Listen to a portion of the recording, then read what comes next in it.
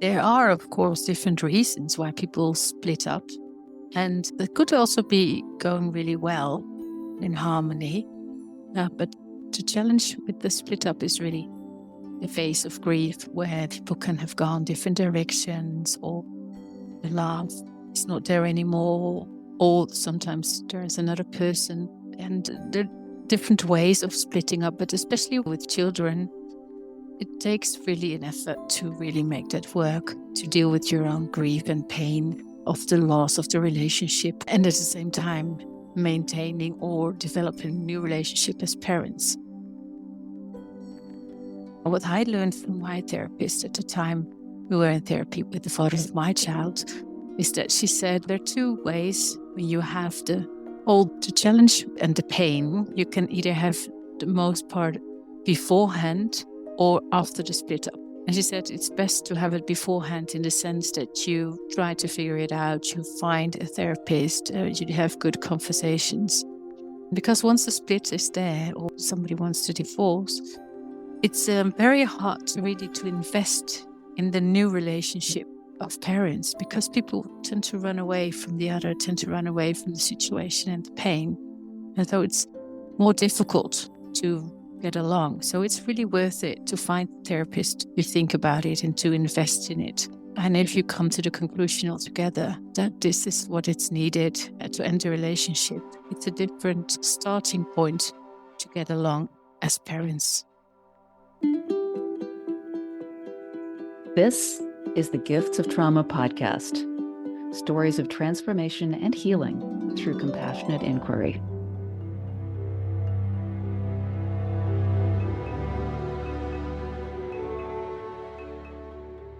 Welcome to the Gifts of Trauma podcast. I'm Rosemary Davies-Janes, and today I'm joined by Desirée van den Broek. Desirée, it's a delight to have you here today. Welcome to the show. Oh, thank you so much, Rosemary. I'm really happy to be here.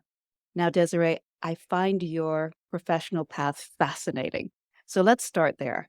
You first worked in medicine. You were a doctor, an intern, and a healthcare manager. But before that, in your second year of med school, you became a teaching assistant in communication skills and went on to gain a great deal of expertise in therapeutic education. Or would it be medical education? It would be called at that time medical communication. So it's the good of both worlds, you'd say. Very nice. But you chose to leave medicine quite early in your career. Can you tell us about that? Yes. This 5 years of teaching medical communication has been really inspiring for me. At my first job in an academical setting in a hospital, that was quite an overwhelming experience for me, because I thought I've survived internships, which is going from one place to another every 6 or 8 weeks. And then I did see people getting burnout, people getting ill, like the people working in the hospital. And it was really difficult to have the real proper conversations, which I found really important since I also was giving all this education. And the first patient I recall was like this 2-year-old little girl who had nearly drowned. And her parents were really waiting for have a proper conversation with the specialist. And that took me really a long time to give them that. And then we only had that at the evening, at 7:00 in the evening. And that type of conversation was, I perceived as rather harsh. So I had all these examples where I thought, healthcare, it's not healthy for the people who work there. And the care you want to give, you have to give it after the working hours. This is not healthy. What are we doing? So this is how I used to describe it at that time. And I started to doubt myself. I thought, I'm too sensitive. I'm not up to the system. I don't know whether I could stay here to what I really want to do, because I really wanted to become a doctor from my 5 years of age. Wow.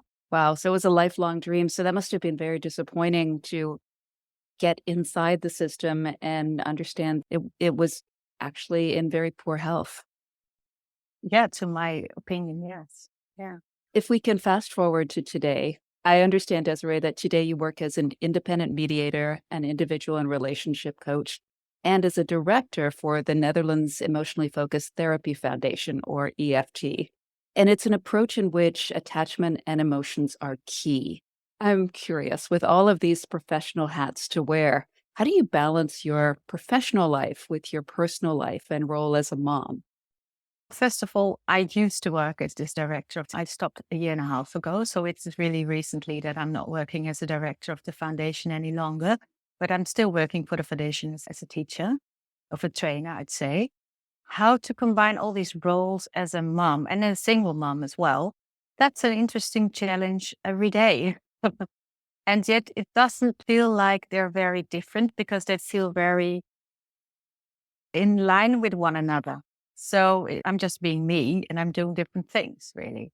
And I'm sure you've kept the lesson you learned in the medical system top of mind to take care of yourself in the mix of work that you've created today.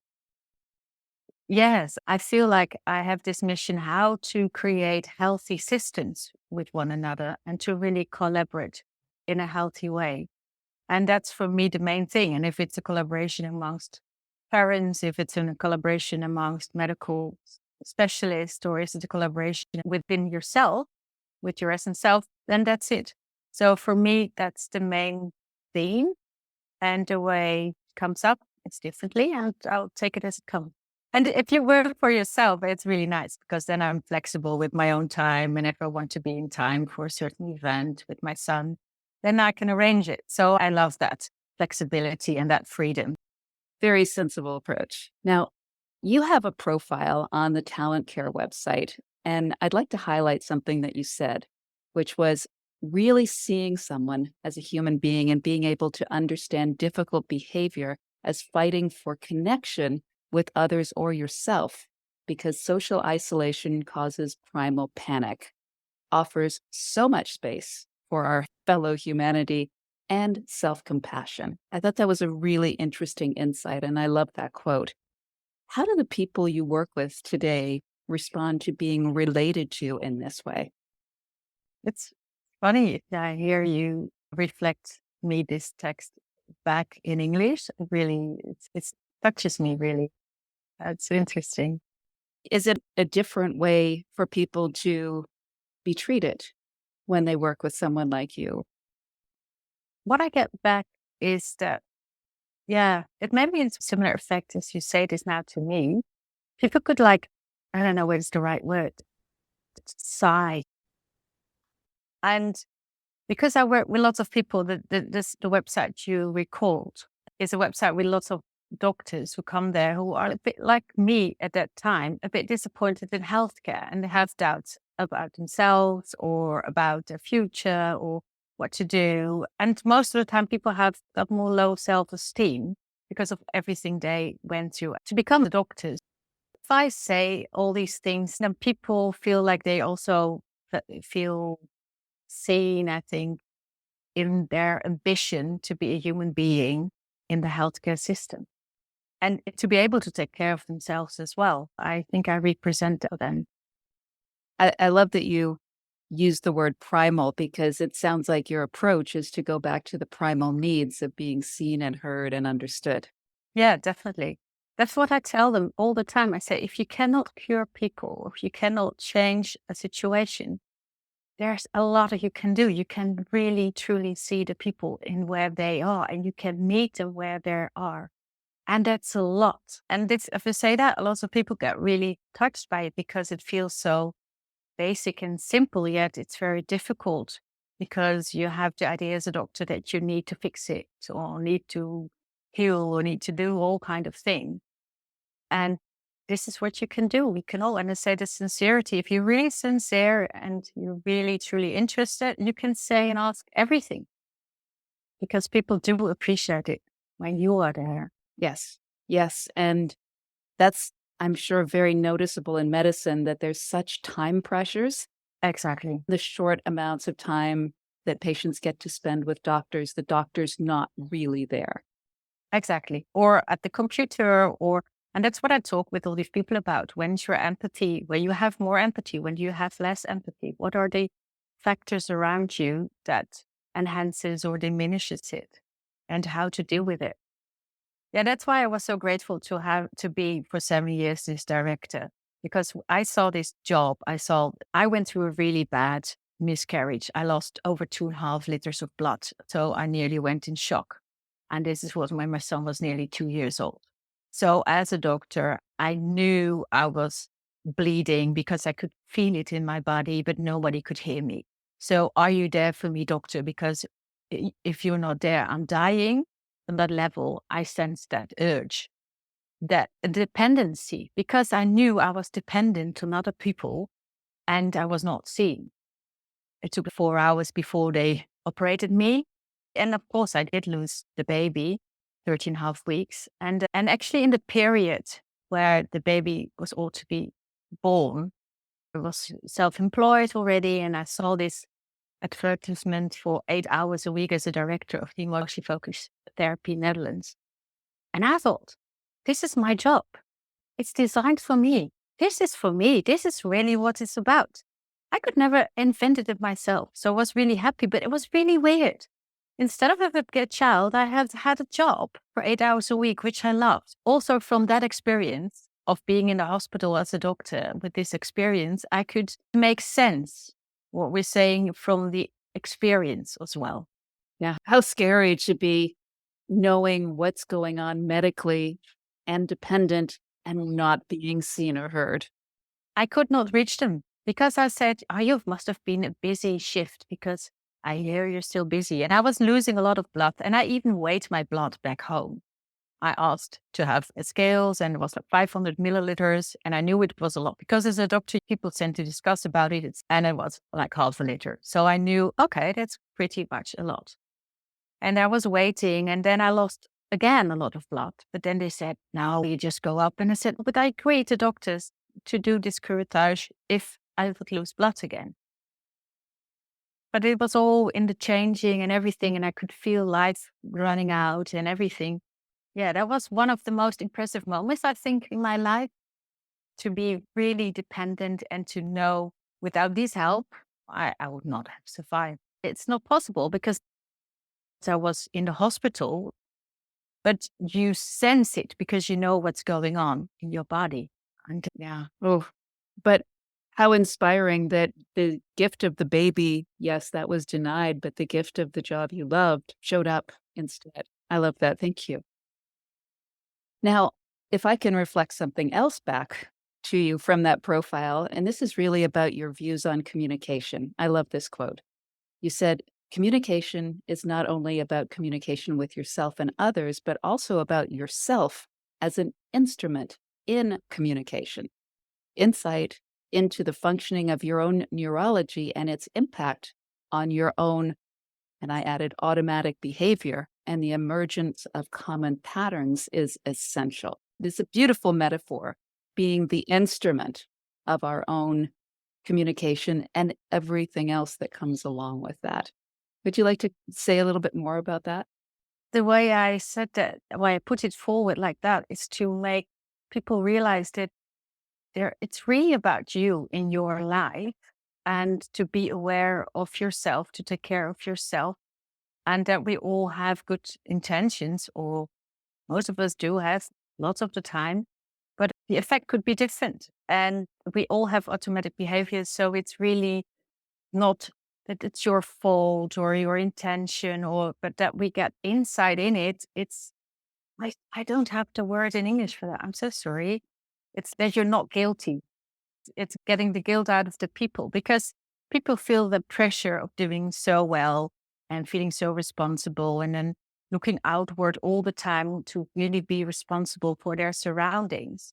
But if you do not take care of yourself and you have all these automatic behaviors and you're not aware of it, that's taking the guilt and the pressure of it.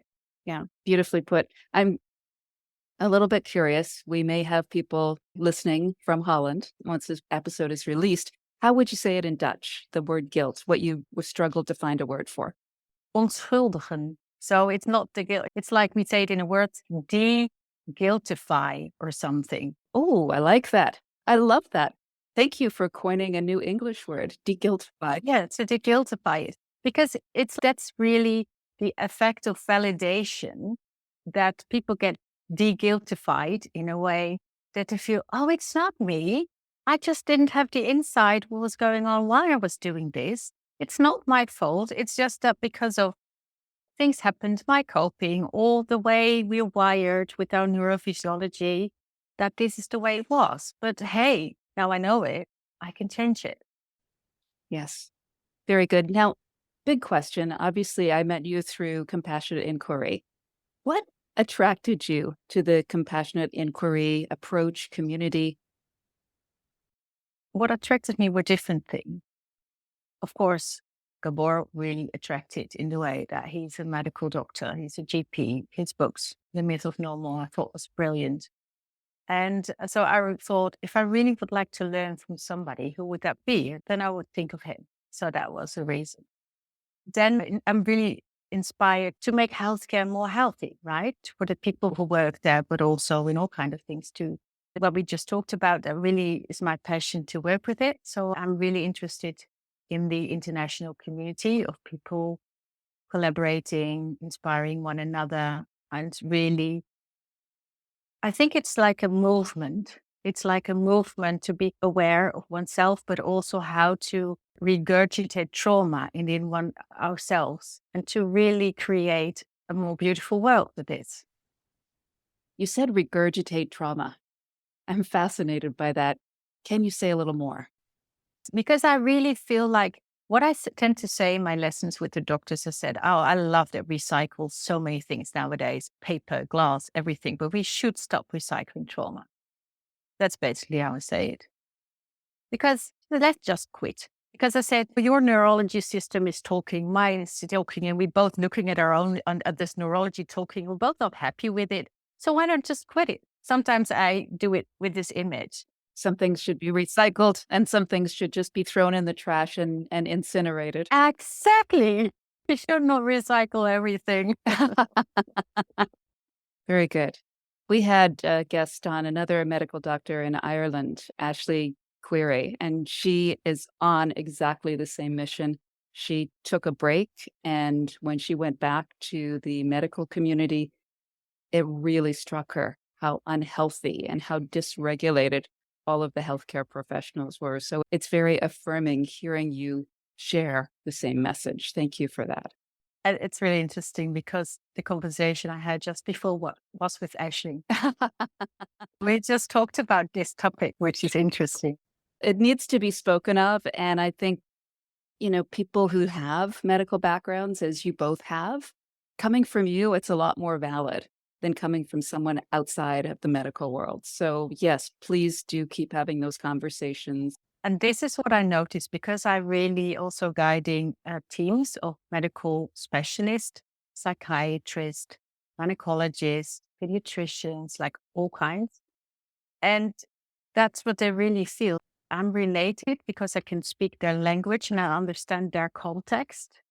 And if you understand the context and also the burden it could be or how it could feel of the responsibility as a medical professional, and if you have language for it, they're really happy to be seen in that context. That's great. I'm going to put a divider between the early part of our conversation and where we're going next, because I'd really like to focus primarily on healthy uncoupling. So I'd like us to explore, in the time we have left, the arc from the initial emergence of the torturous question, should I stay or Mhm. should I go?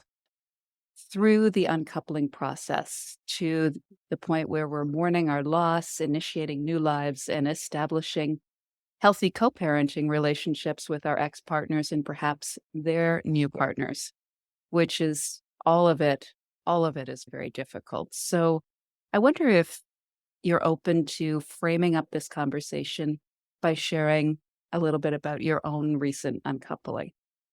Yeah, I had a similar question as you were saying as well. And it's now this year, it's going to be 6 years that we split up. I split up with the father of my only child. He's 11 years old. And that's been a really intense process. And as you say, if it's about health and healthy collaboration, I knew that if I would stay, it would cost me my health. So it was not a matter of choice any longer in favor, well, should I stay, should I go? No, it's a matter of necessity because I have to choose for myself and my own health in order to keep taking care of my son and to have some kind of relationship again and to build it up with my ex-partner.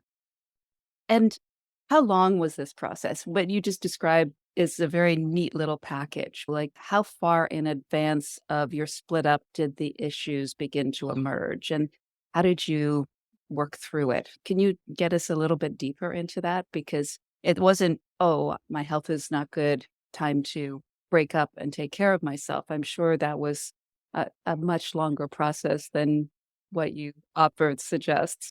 Well, there comes the third reason why I did want to do the CI professional training as well, because there was a lot of we had a lot of well traumatic events happening in the time when our child was young. So it already started early after the birth of my son, which was already we had IVS and we had all the stuff before he was there. I hardly know where to start. So I want to give you a nice little bundle of things. But there were lots of things that happened to us, and we really deal differently with the pain.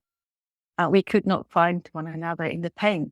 So we had different needs, and there was less and less space to connect. And then you have to move on because there's this little guy running around. So how to do that was a difficult challenge. And if you don't speak the same language in how you deal with the pain, I think that was the main thing for us at that time, for me. And thank you for sharing that because the whole process is incredibly messy. You talk about a neat little bundle. Nothing could be further from the truth of the experience of the dissolution of a relationship. There's a confusion, there's self-doubt, there's the dance one partner tries. There are two relationship experts whom I referenced doing the research for this episode with you, and they are Esther Perel and Terry Real.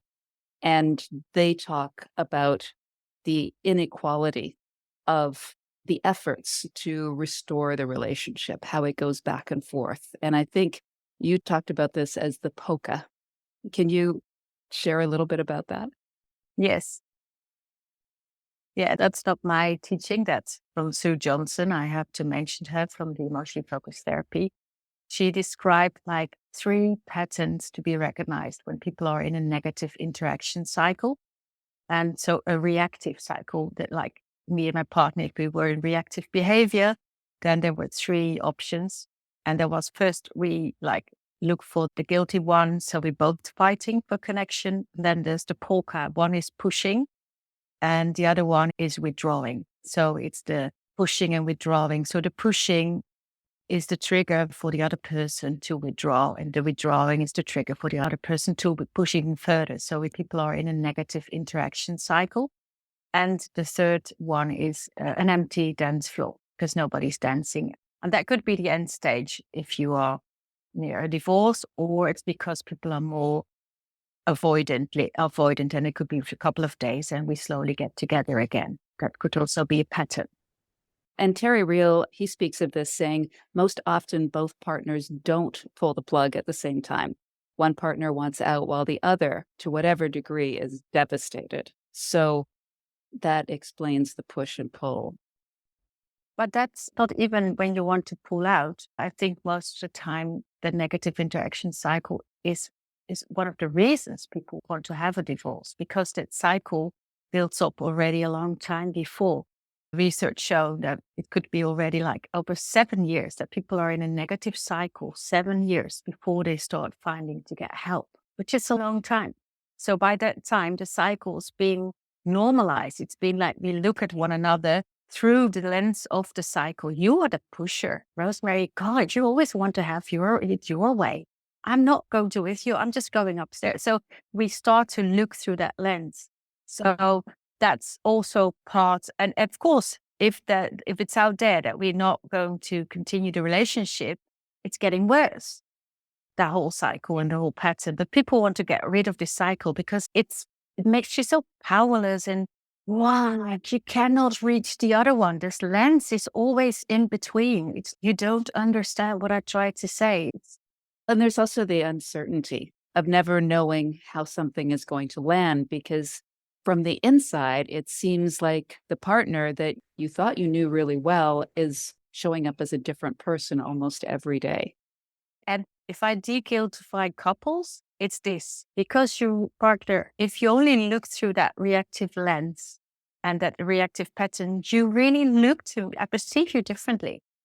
And people feel like if I'm perceived differently every day, I feel powerless. And there's nothing I can do to show you my real self because you always put me back in that cycle, in that position of the cycle where I don't want to be.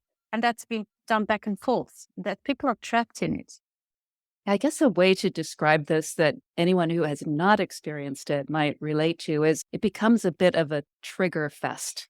It's like you're being constantly triggered in ways that you didn't even know you could be triggered. It's so dysregulating. You never know when you're standing on firm ground.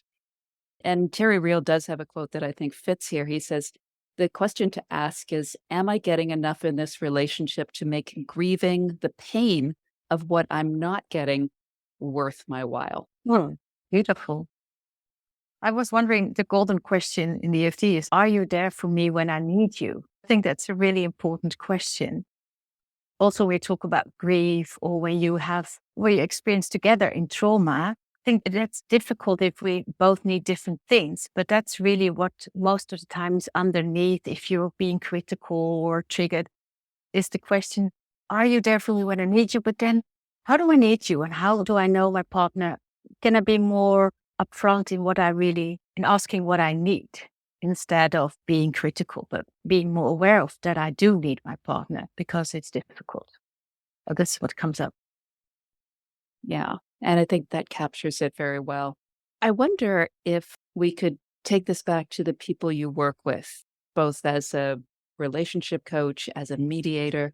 Could you share a story or two of how you've seen this dance play out so that people who haven't been through it, the fortunate people who haven't experienced it, can get a sense of what it's like? A couple I recall is a couple that have two children and they have a daughter. He has a traumatized youth and she also had some difficulties in the past, but if he's triggered, he gets so dysregulated, we say out of the window, that he really is in the fight position. And they are divorcing. They went through a divorce, but at the time they came to me. And when he's out of the window, he needs to have a normal conversation. He needs to be in the window, but he actually needed her to be in the window, but that she could not offer. So that's why they got really desperate about it. And so when I was there, for example, what I did is sometimes I touched his shoe because he was really agitated. And he said, when you touched my foot on my shoe, I could feel, okay, now I can relax. So that was really to regulate his tension. He needed that little touch on his shoe and he could sink in a bit and he started to come down. So this couple had really severe issues in getting themselves regulated because he was triggered not only because of the current situation, obviously, he was traumatized, but he was also being fed up of his backpack of all his traumas were in the way all the time. So he felt powerless of doing anything. But these people, when we started to talk about the interaction and the negative interaction cycle, they start to have more insights in it. And once it was really clear, it needed to stop because it was not healthy for a long time already and really needs to stop. They went to another mediator and arranged everything, all the finances, everything, like in a bit, because once it was clear and once this pattern could be understood, then they could understand, oh, this is what's happening. And we both don't want this to happen every time over and over again. It needs to stop. That's such a relief. You talk about people feeling able to exhale Exactly. That's the thing. and release and relax and just having the pattern figured out. I have another couple. We haven't been talking to one another properly for over 30 years. They went through a fighting divorce and they have now conversations with me because they really would like to have a normalized relationship in the sense that they could talk, have chit chat, and be on the same birthday party of their children because they just became grandchildren, grandparents, I should say. And I feel honored in a way to witness their conversation because that's been really tensed. And it's sad for them also to realize, if they look back, how they were in fighting mode all the time. And when they look back and hear the story of the other partner or the ex-partner, the other person, how they could really have been more compassionate about one another. They really have insights of where this other person was coming from at that time. And they did not have the space, room to see that at that time. But that's really regrettable for them. So I really think that's why, to have these conversations once you're in it at the time when you're divorced and you really need to find your way as co-parents, it's so important to invest in it because it's possible to really understand it better. I'm wondering if we could jump from that to how you see trauma showing up in your clients' relationship. As I mentioned before, with the couple I just mentioned before, that was obvious that the trauma, once you're in this negative interaction cycle as a couple, the behavior of person A is the trigger for the other person. And if we start acting out to one another, that's when the whole cycle starts. So when there's not enough awareness that, hey, if I'm triggered, what does it say about me? Where do I get touched somehow? Where does it touch me? But somehow, sometimes people, that's what we in therapy, in EFT, or in coaching, that's what you could become more aware of. But sometimes when people have either current trauma, in my situation was the case, but also, of course, in the past, sometimes it gets mixed up and it's so big. And that's where maybe that's also, I don't know whether that was Terry was saying, people are at different phases. They want to deal with it. Some people want to deal with it earlier on and other people later on or never. If the trauma can be mentioned or dealt with, it's different.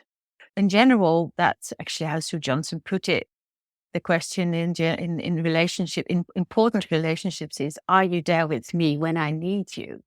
And subconsciously, we measure that and sense that somehow in three factors we can identify, which is aura and which is accessible. Can I reach you? If I need you, can I, if I call you, do you answer the phone? Can I reach you? Are you responsive? Are you responding to me, or are you responding to an image you're having in the way I should be behaving or what I should be doing or be delivering or whatever? And are you engaged? Do I exist in your head and do I exist in your heart? Because if somehow we find the answer no, at one time it's okay. But if we find it persistently no in different areas, then some different ways of looking, perceiving the situation and perceiving the other person is emerging. And I think that's really what something it's important to be aware of.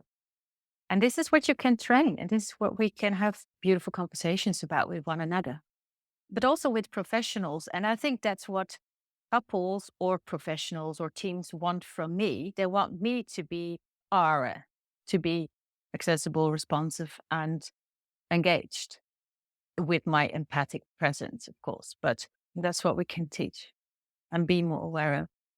But if we agree during the setting that if you trigger, there's also something being touched from earlier on, which is bigger than this relationship. That's nothing to do with the other person. It's already there. But that's where you get activated. And then what's your tendency to do and what do you need? Then we have a different conversation. So even if people are not dealing with trauma, but if they deal with the impact of trauma, in the interaction in the here and now, if we start to understand if I'm touched and if it's very somehow touched, like I'm not seen and being seen, and then my tendency to do is I try to make more noise and say, hey, Rosemary, why don't you answer my questions, or be more critical with you or whatever. If I start to be aware that's what I'm doing when I'm triggered, that's where growth is as well. I'm so grateful that this information is becoming more widespread. I think it's beautiful the way you talked about bringing in the psychoeducation and letting people know that it's not your fault. It could be generational trauma. This could be something that you've inherited. This could be something that happened in your childhood that was pre-verbal. You have no conscious memory of it. You know, our behavior and ourselves, our personalities are shaped by all of these factors that we take no part in. They're just our environment as we grow up. Yeah. And every behavior makes sense in context. So we give them more attachment context.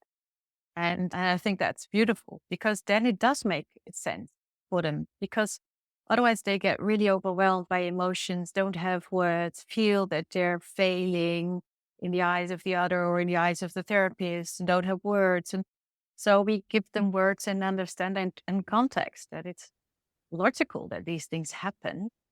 And something came up from me. Can I just mention it? Because that was also when I was educated as a mediator. You get now you're talking, and we set a kind of setting of rules and how we communicate to one another. No yelling, no screaming, no calling names, which is all good. But the thing is, and I think that's the de-guiltifying part again. Once you're out of your window, when you are threatened with loss of a loved one and of your dream and of a family, the limbic system is taking over. You're fighting for connection. And then you can have all these rules setting with communication skills. It just doesn't work because the limbic system is bypassing it. And people get really more shameful that they cannot abide to these regulations and people. So this is a failure system. I cannot keep myself to the communication rules in that way once I get emotional because that's my system fighting for connection and to be seen. So I think that's really also good for everybody to understand not to judge people in these emotions and to understand that people need your presence there in order to regulate themselves because that's what they cannot do amongst one another. They go out the window all the time, and you're here as a safe place to get them more in the window and to get them more regulated because they cannot do that at that time. I'm so happy you offer that to your clients because you're not looking for empathy when you speak with your lawyer. You don't expect it. But when you're speaking with a mediator, being heard and being understood is more of an expectation. And I know for myself personally, when emotions rise up, when I'm on the edge of tears, my voice doesn't work. So I need time. Don't push me to say something because there's something about my personal biology. I can't cry and speak at the same time. I can choke out a few words, but it doesn't really work. And it doesn't work for me to be forced to do that. That's another guiltifying pressure. Exactly. And before you know it, the other one is reacting to this different voice with these words, which of course doesn't, it's not the right words because they just are forced words. And then it's all happening again. Yeah, very good point. Now, you set me up there for a beautiful question. I'm curious. As a relation coach and mediator, what do you wish for the clients you support? I wish them to be seen by me, both of them. And that's what I'm checking at the end of the conversation, because I really want them to feel safe and seen in my presence in this context, in this situation. And I see myself primarily there for their relationship or connection. That's what I'm looking at. If how is it with their connection and what is their intention? What do they want to get out of it? I'm there to facilitate, help them process that. But I wish them to be seen that that I can see them. That's in my influence. Yeah. Thank you. Thank you. Now, working with a coach or mediator at this very difficult time is hard work for everyone involved. So, if I can rephrase that question a little bit and ask about roles, what role or what work is each person involved in their relationship with you responsible for? You're the coach or mediator, the couple are your clients. What's their job? I see myself, I call it mediator, but I see myself as I'm guiding the process.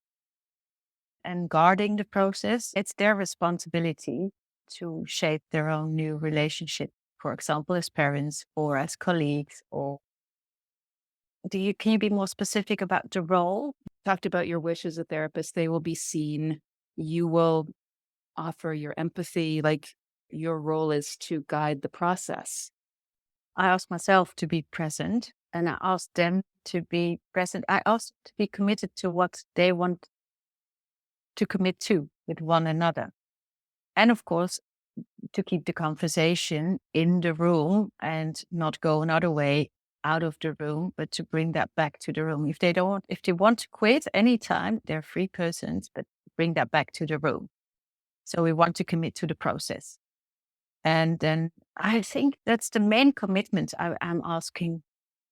I really work in the present moment. And of course, they want to, like how to work together as parents. But sometimes that doesn't work. Sometimes the pain's too big. And then I say, well, you need to do some homework, or what can we do here, how to do it. But sometimes it's very difficult.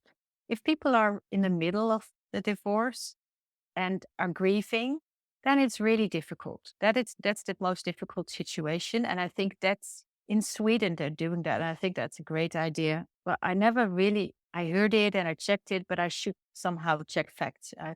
But as you say, first you need to be divorced for 1 year from table and bed before you can really make regulations to it. All the other stuff you can do after 1 year, because then all the tough emotion and the first grief has gone down, because it's really difficult when the emotions are so raw to really make appointments. It's hardly impossible. It's really, how do people do it? I don't know how people do it. We didn't do that either in my divorce, or no, I was not married, but when we split up, we talked about all these things, I think after 8 months or something, when it was more quiet, because it was too much to talk about. And that's what I hear from also assistants of GPs, for example, that they meet people after they went through a divorce with mediators. They feel forced in the whole thing to go along.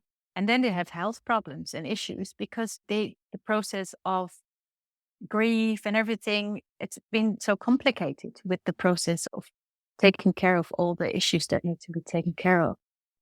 Yep. One of the skills that Terry Real teaches is how to cherish your partner in the relationship and stand up for yourself at the same time.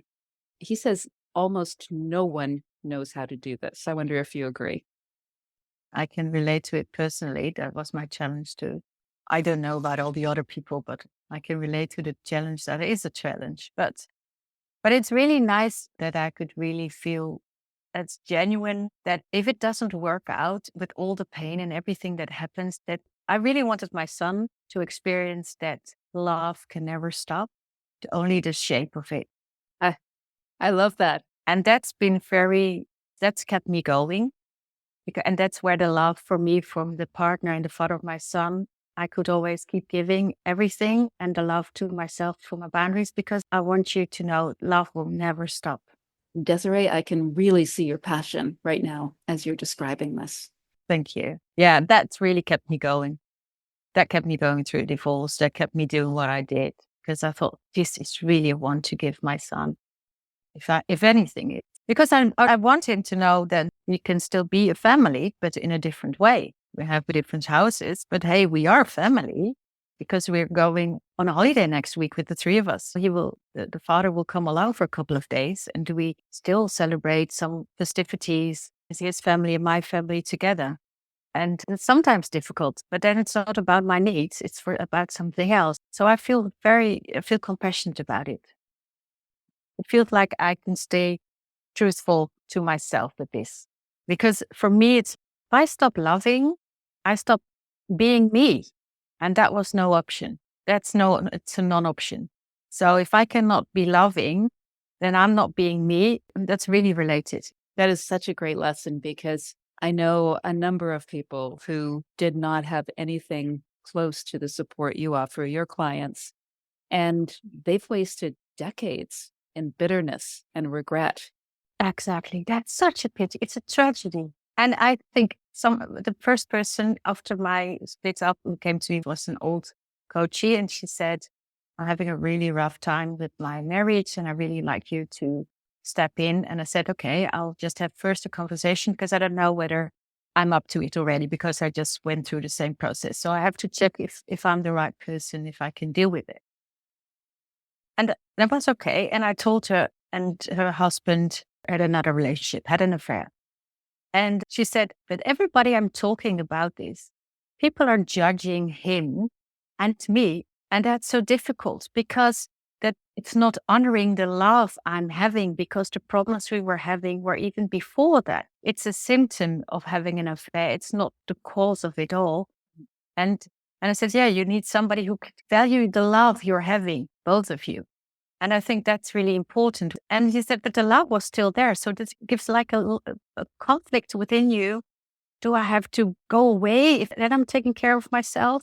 Or should I stay, but then I'm not taking care of yourself? But I think that's what you said before with what Terry was saying, that it has to come together somehow. And to keep that whole and to be non-judgmental, giving space, and I think professional proximity, I think then you're giving that space for both parts to be there and exist and all the experience to be there. It's interesting because it's in some way linked to the grieving process because there's so much going on as a relationship unwinds. There might be physical moves, finding a new place to live, managing a new financial situation, new economic realities, seeking out new childcare resources. It's similar to what I remember after family deaths. There's a lot of built-in distractions, if you will, lots to keep us in our heads and out of our emotions. It's actually very similar because just as in a death, the loss of a loved one, friends and family, they mean really well and they say all the wrong things. So it's very parallel. So it's almost as if hang on to what feels good in the moment and just find some empathy. People are doing their best to stay connected. They have no idea what to say, and they're just trying to reach out as best they can. Yeah. And talk with some people who might be in similar situation is really helpful, or people who can really hear you, that you feel there's no judgment about the situation, but you can share where you're at. And I did take care of myself, obviously. And I did go on a holiday for a week on a yoga retreat. And I did. So you find your moments, but it's really in the moment. And I think that's also something I had the expression like, oh, if it doesn't go the way it should or it ought to be, it ought to go the way it is, the way it goes. You understand? Mhm. So I take it as it comes. And I think that's what really helped me not to have expectations or of how it should be or what should be done and what should be a needy household and all those things that you think that you want to do or you think of yourself as a good mom or I had to make choices. I could not do it all at the time. It was impossible. So I was, okay, if I cannot do it all, then I do what I can. And what is it today? And really be satisfied with it. I think that really helped me. Yeah. Yeah. And I understand that completely. And I'm wondering how many people like me got a few surprises. I do prepare them that they are going to trap in the polka or the dance. Be prepared that they are going to maybe disappoint them. But then again, if they think about it, how to start the communication.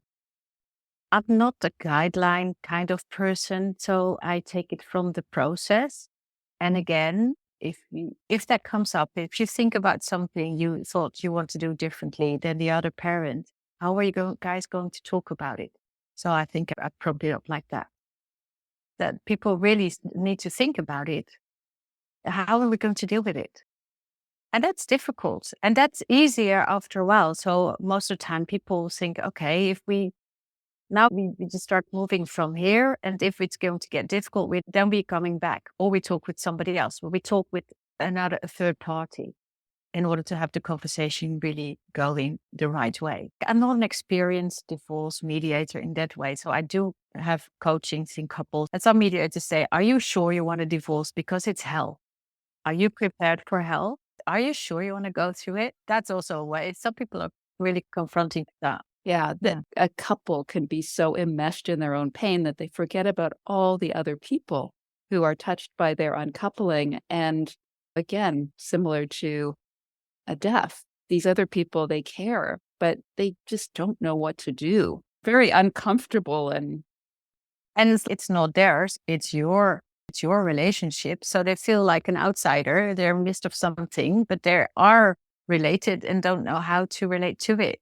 Is it okay if we meet your ex or is it not? And it's all kind of difficulties, as you say. And they are grieving as well. Well, some of them, of course. Yeah. yeah, we've touched on a lot of different aspects of uncoupling. I'm wondering, is there anything that I haven't asked you that you think is important to share? Yeah, with the new lives, I think it's really difficult. I know from all people, also from people around personal experience, if you have a new relationship, how to get fit that in, it's such a difficult thing. And people having like starting new families, all getting together with the children, I find that really admirable if they do that, if that really works, because it's a really difficult thing, bringing those family systems together. Well, I think that's really challenging. So I tasted it and I thought, no, that's not for me because it's really challenging. How do I do that? I never realized that before I split up. That was such a difficult thing. You want to have a new relationship, how to bring that into your existing family. That was something I learned because I really never thought of it that it would be so difficult as well.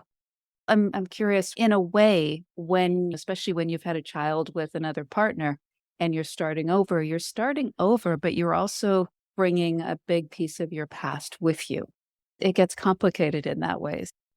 Yeah, I think that's what sometimes people over idolize, that they don't realize, and that I know from colleagues from the EFT who work more with families who are two different families coming together. A blended family? Thank you for the word, blended family. Who work with blended families, that people really think most time, oh, now I found this person and really happy with this partner, and we bring the whole family together happily ever after. But then it really starts, and that's really difficult. So the challenge is really bigger than most of people thought beforehand. And I think that's a good thing for people to realize. It's not to do something to do overnight. And if you don't like something from the child of your new partner, how do you say that? How do you talk with one another? And you're never going to be the first one. If you're with your partner without children, you're the first for one another. But the child's my first priority. So that's different. How do you deal with that as partners? Different. It's also different in your attachment need. It is very complicated. How do you merge or blend all of these people together? I think it's really all experience of value. And I think but it's good to realize it's not just like that. It's really good that people realize that.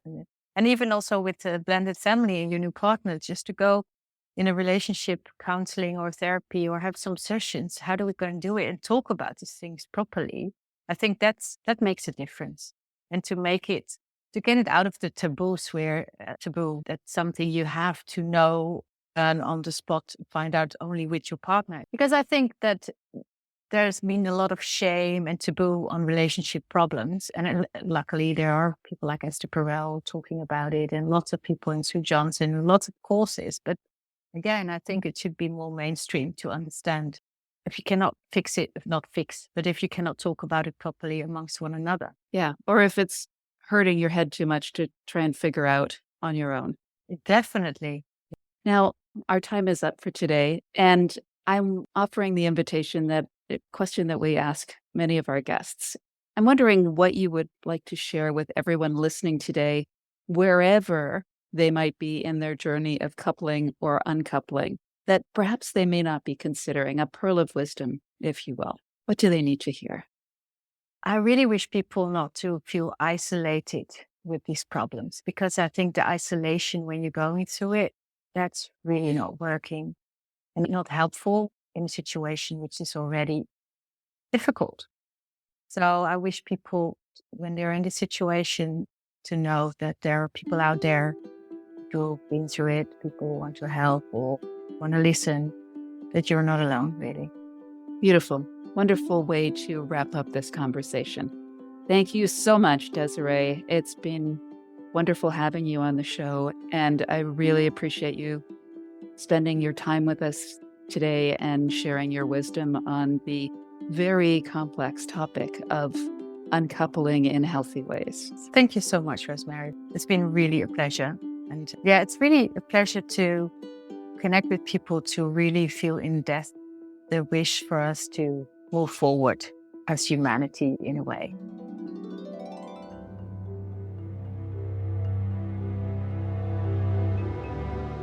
If you've been listening to our podcast, you may have heard guests connect their birth experiences with enduring subconscious behavioral and emotional patterns, such as how they react, the roles they take on, how they view the world, and what they believe.